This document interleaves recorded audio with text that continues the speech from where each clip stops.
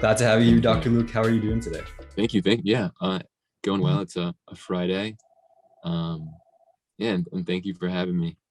Of course, of course. I'm excited to talk to you because we haven't had any perspectives in dentistry before on the podcast. And you present not only a perspective in dentistry, but I think a really important additional perspective that I kind of want to talk to you about first. So when I was looking at, stuff that you've done and everything, I saw that you decided to major in Spanish in undergrad, right? And how did you, Yeah. I guess, get to that point to decide that? Well, honestly, like I just like speaking Spanish. I like learning languages, and I really wanted to go study abroad. And so the Spanish major just made sense to me. If you're pre-med or pre-dental, you don't need to be a science major. I actually think uh, it's kind of nice to not be a science major. You get to meet other people outside of your pre-med bubble. Um, so yeah, I don't know. I fell in love with learning Spanish when I was like 14, Mhm. and just wanted to continue. And I took French as well. I took even like a semester of Chinese. So languages are like super cool, super fun to learn. Great way to like meet people.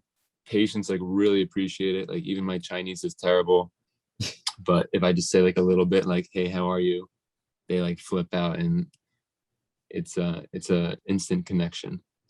Yeah, exactly. Because I feel like language is like such a, I guess, symbol of like people connecting, right? Like the fact that you took the time to put yourself in another culture. So in like even at that level where you might not speak that much, to try to understand and connect people better with people. So Mhm. in while you were doing your Spanish major, did you, were there I guess coming out of that, did you feel like how did you feel coming out with this with the Spanish major after college? I mean, I always knew I was gonna do pre-med or pre-dent, Mhm. and so I took all the like I took biochem, I took anatomy, I took I was like one class away from a minor in biology and chemistry.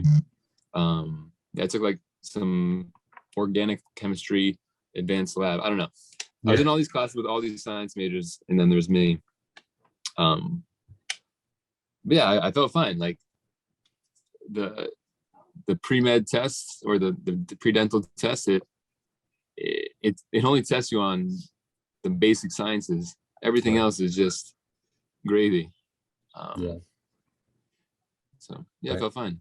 Did you see any kind of, I guess, interaction of, your passion for Spanish and your passion for dentistry or medicine, like while you were in undergrad, maybe like volunteering at places or anything like that? Not while I was in undergrad. I did like some tutoring. Um, and what else? I don't know. I did some tutoring. I like led some teen tours, but there wasn't that direct connection until dental school. I did like a week in Chile with this program, and that's where I like really saw it come together. But that was after. Right. And Mhm. tell me about that interaction in Chile, like with being, having taken that much Spanish already and being pretty proficient in it. How was it being in that environment where you got to, basically see your two passions come together? Yeah, it was like one of the greatest weeks of my life. Um, I mean, and the Chilean dentists all pretty much spoke English except one. So she was like my partner, um, because most of the premise was that the Chilean dentist would kind of like help show them around and also help translate. Um, but it was like very uh, it was just like a really cool experience to see all the similarities and differences between like our training and how we talk to patients and approach dental care. Um, and it was just fun. Like the Chileans are fun people. Yeah. We had some fun bonding activities after. It was well, I'm trying to remember the name, but I forget. But it was from like Universidad de Concepción. It was like, I think it was like Friends. I'm sorry, I can't remember the name, but Yeah, I'll fine. send it to you after.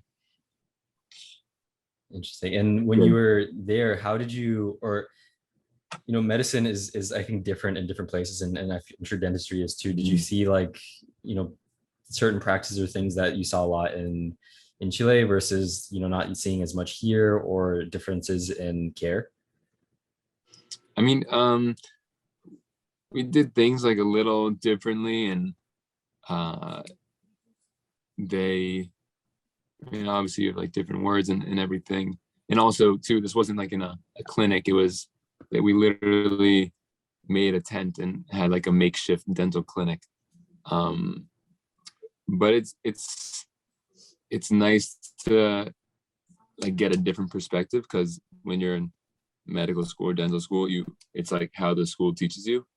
But then when you go to one of these things, or even when you go to other CE, continuing ed courses, you get to see different ways that people do things, and it gives you ideas, and you learn how to tackle problems differently. Right. That sounds like a great experience, and being able to do that. How was the rest of dental school? Did you have like any kind of standout moments during your time there? I mean, no, dental school I learned a lot. I went Yeah. to Stony Brook, Oh, in New York, right? in New York. It was cool. We had the first year with the medical students, so it was nice to like get to meet them and have some of them become like my best friends. And there's, in my dental school class, there was only 40 people, so Wow. we all became very close. I personally really like that. It's like a family.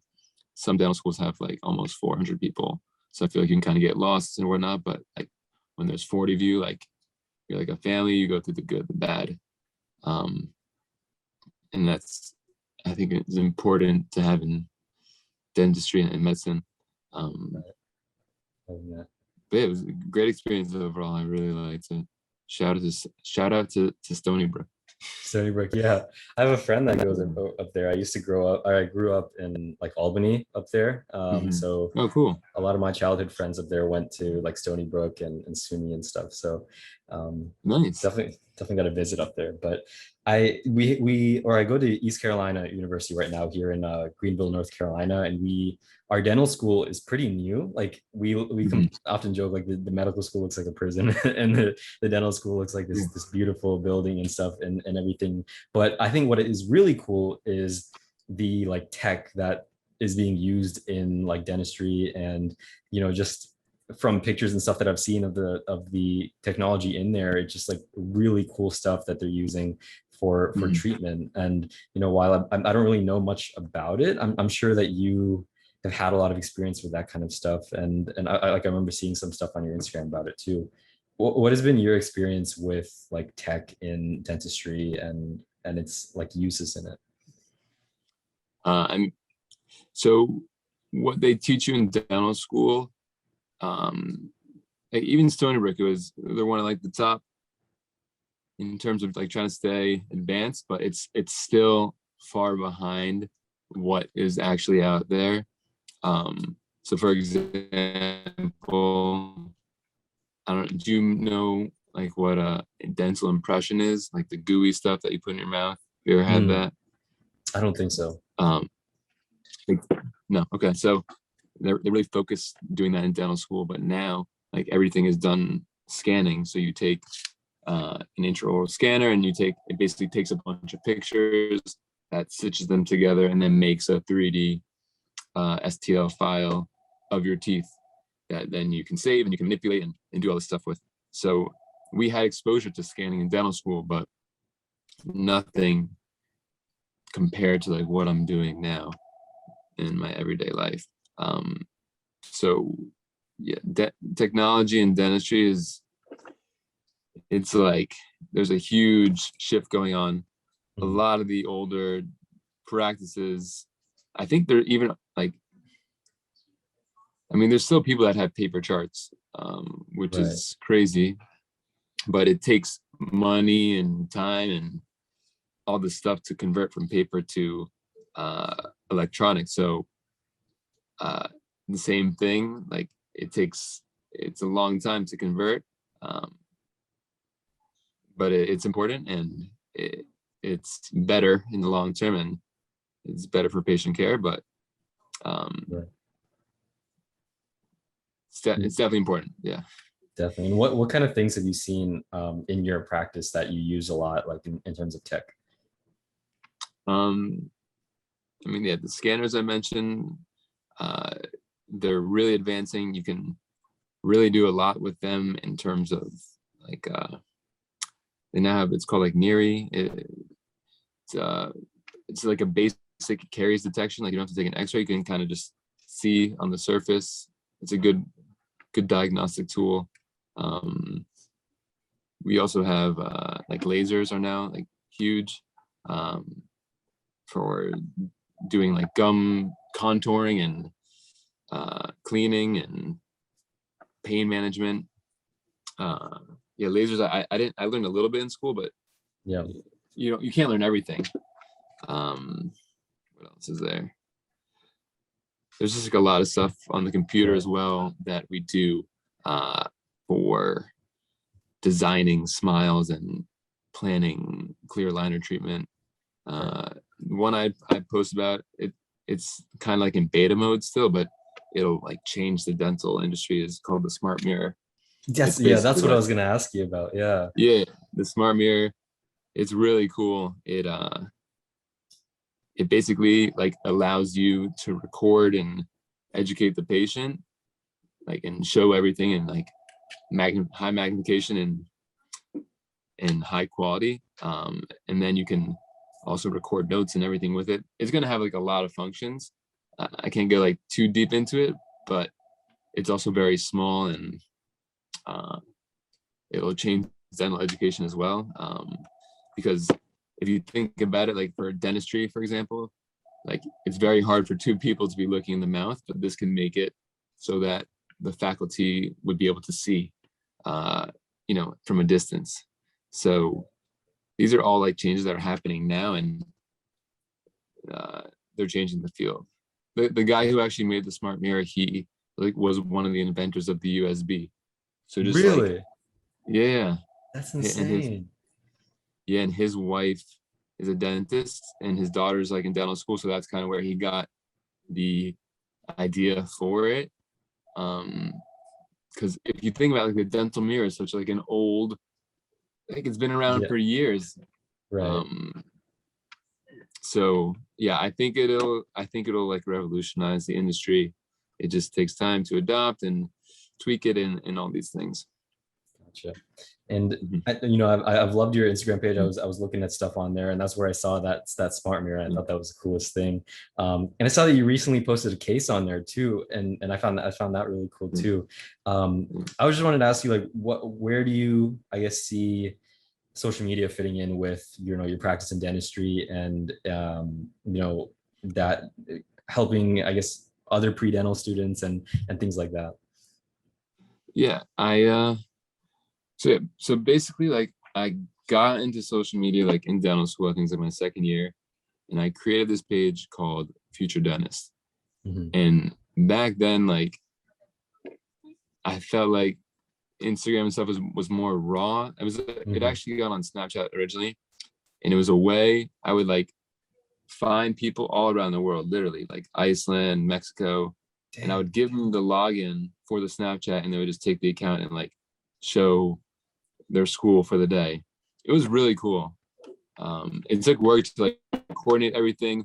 I had like, it was like different time zones and all these things, but it was really cool to kind of see what other students were doing.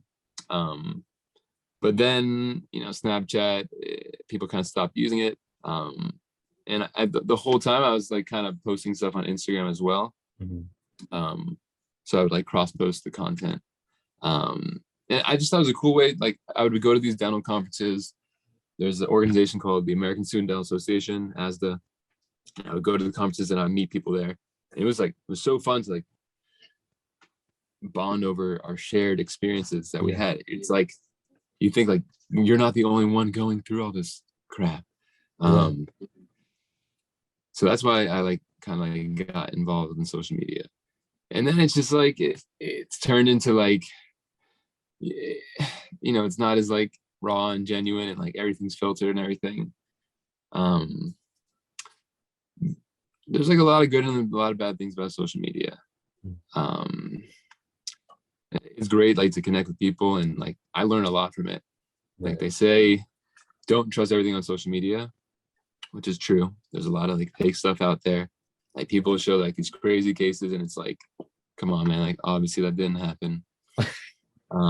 But I also like get a lot of ideas, and I've definitely picked up a good amount of tricks from Instagram, or like Facebook groups are huge in dentistry. I don't know what it's like in medicine, but people post problems that they have, or success that they had, tips that they had. And so I learned a lot from them. You just gotta filter through all the BS. Right. So I don't know. Like for me, like social media is kind of like the new website. It's like a good place Yeah. for patients to like come and see. Like I know when I go to a restaurant, I like look at Google reviews. I look at like the Instagram, kind of see what looks good. Yeah. I don't know. I Definitely. like honestly, like if I never had to post on social media, I'd be very happy. Yeah, it just become part of our Like, life, it feels like, right? yeah, like if I could just not have my phone and just meet people, and that'd be great.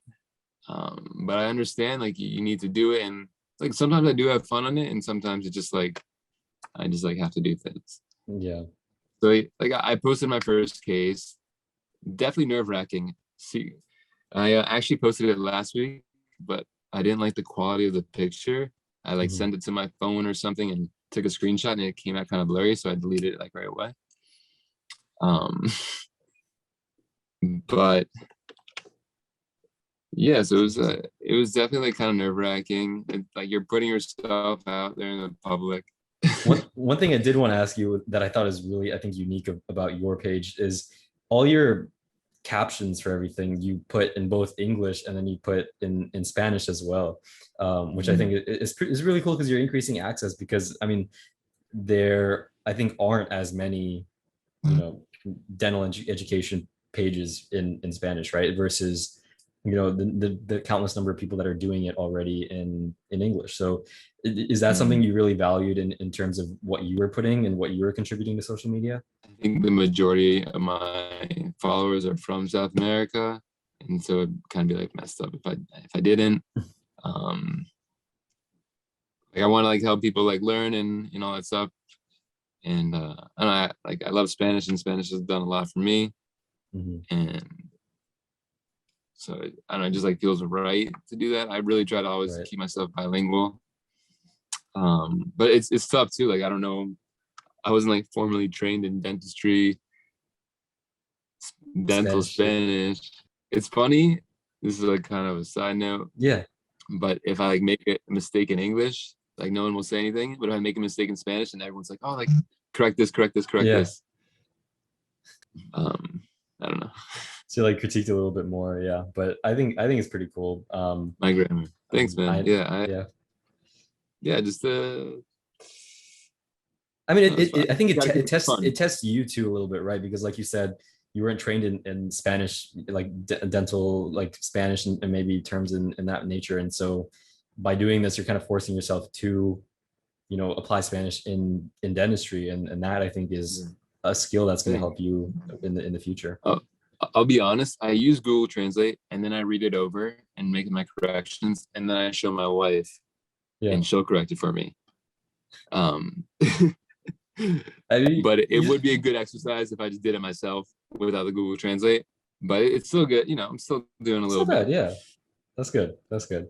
Well, I had some questions that some people sent in on Instagram, Oh, so I can okay. let Let's see. me pull them up real quick. So I think some of them we might have addressed already, but uh, so my friend who is a pre-dental student is actually applying to dental school right now, asks Good what is luck. yeah, he's been killing it though. But he's asking what is a complex case that you've done in your practice? I mean, the most complex cases we'll see for me are the like cleft palate, or like those types, cleft palate or other birth genetic ones. It just because you have a lot going on skeletally, dentally. You have to talk to all the different like specialists in medicine as well and coordinate with them. So yeah, those are probably the most difficult. Right. And what's kind of I mean, if you had to give like a quick rundown of that procedure, like how long does it take versus like in like just like kind of a little overview of it? Yeah, I mean, that's like a lifelong thing from when they're born. You're already like kind of molding the palatal arch, get it closer together. I don't do that. That's actually like a pediatric dentist will do that. It's called alveolar molding. And then you'll do palatal expansion when they get a little bit older. And then you'll do braces. And then a lot of them will need orthognathic surgery when they're older. Because all the scar tissue and stuff kind of inhibits natural growth. So yeah, that's like a whole thing. I did it more in residency because it's good to have someone like who's on a team and like has weekly or monthly meetings with the team. And in private practice, it's hard to do that. I'd love to get on a team. I'm thinking about it, doing it in New York. It's just like a really good way. I mean, it's challenging, but you're also like you're making like a huge impact in these people's lives, and that's that's why we do this. That's awesome. Another question is kind of, I guess, a more dental advice question. What teeth whitener brand do you recommend? I mean, honestly, the Crest white strips are pretty good. Yeah. I did my 8th grade project on whitening with Crest white strips, whitening toothpaste, whitening gum, whitening gel, and the white strips like worked pretty well, honestly. I think they only last like a year or two, and if you want to get like really, really bright, you'll have to go to your dentist and get a higher percentage of peroxide. But yeah, if you just want to start whitening, try the Crest white strips, and if not, go see your dentist. Yeah. Awesome. And I don't know why this reminded me of this, but recently on social media, I saw this, I guess, trend or some kind of fad or whatever, but they're like people shaving down their teeth or something and then getting them like filled in to make them more white or something like that. Are you familiar with that? Or I haven't seen that trend, but I wouldn't do that. Yeah, it seems so wrong. Yeah, even like I saw like the charcoal toothpaste trend, not a good idea. You're basically like taking away the first layer of teeth and enamel, and it might look white for like a little bit, but it's artificial. And yeah, a lot of these teeth whitening things I see on social media, the lighting is just completely different between the before and after. So the editing, a lot of it too, like your teeth actually will become dehydrated if you just leave your teeth open, your mouth open, and they'll get whiter right away. So yeah, like think about if you go to the dental office, if you go to the dentist and your mouth has been open because you're getting a filling or whatever, like look at your teeth after, they'll be dehydrated, and so they'll look whiter. Dang, so it's just like it just seems like it in the moment, and then you realize it's not even. Or it's probably just lighting or like Photoshop. Right. Yeah. That's interesting. Yeah, I mean, these kind of, I guess, cosmetic things that people are trying to do, like, I guess, undermine like their teeth health, which is, I think, at the end of the day, the most important thing. Yeah. Definitely don't do anything to shave down your teeth. That's yeah, that because I saw it. Yeah, and it was creepy too, because they would like post like a before picture, and so you'd see just like very shaven down teeth, and then they post an after pic of it being like filled in or something. I don't know exactly what they were doing. Yeah, you have to send me the video. Yeah, I'll definitely send it to you. And I was like, oh my gosh, I can't believe this is being done. Wow. But yeah. Uh, yeah, Dr. Ruth, again, thank you so much for being on the show. We love asking about personal anecdotes on the show about like, Mhm. different particular cases or patients that kind of stand out to you in your career. And I Mhm. just wanted to ask you, are there any particular patients or stories that stick with you and, are stories that you're not going to forget in your time in dentistry? I'm just thinking back like to dental school. Yeah, for sure. I gave my number out to like a few patients, and I would get like texts in the middle of the night, like, oh, like this tooth here, like that tooth there. So for me, it's not so much the cases that I remember.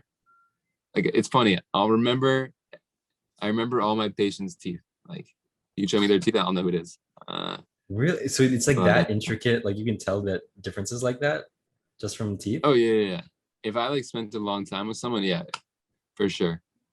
Um, That's really interesting. like But when I meet someone, like I don't look at their eyes. Like I try to, but I like go right to their teeth. teeth, yeah, You have that's good teeth. funny. Thank you. I have this one right here, Yeah. as you can tell, it's like a little bit weird, but I Yes. mean, We call it like I think they call it a snaggle tooth. snaggle tooth. But did you have braces or? I never had anything, No? so Hmm. they said you might need it, and then like they just never ended up doing it, and so, Hmm. but And maybe you didn't need it.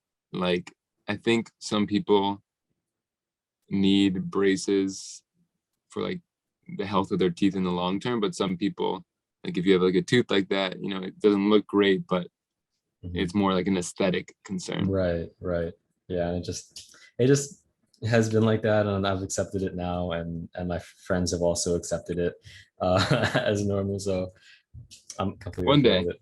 One day, it'll maybe, yeah. it'll it'll probably get like worse over time though, just to warn you. Okay, good to know though. Good to know. Um, but yeah, Dr. Luke, again, thank you so much for your time today. I really appreciated talking to you and hearing your Hmm. insights and stuff like that. Thanks for So, inviting me. of Super, course, I'm honored. So thank you. yeah, of course, and again, thank you for your perspective. So, do you have anything else you want to say before we close out? You got this. You can do this. Don't do it for the money. Awesome. Again, thank you. Yeah, no problem. Thank you. Appreciate it. I hope you enjoyed listening to our conversation, and thank you so much for listening. If you love Medspectives, be sure to follow us on Spotify, drop us a review on Apple Podcasts, and share this podcast with your friends. It really helps us grow, and I'd really appreciate it. Thank you so much, and I'll see you next Monday.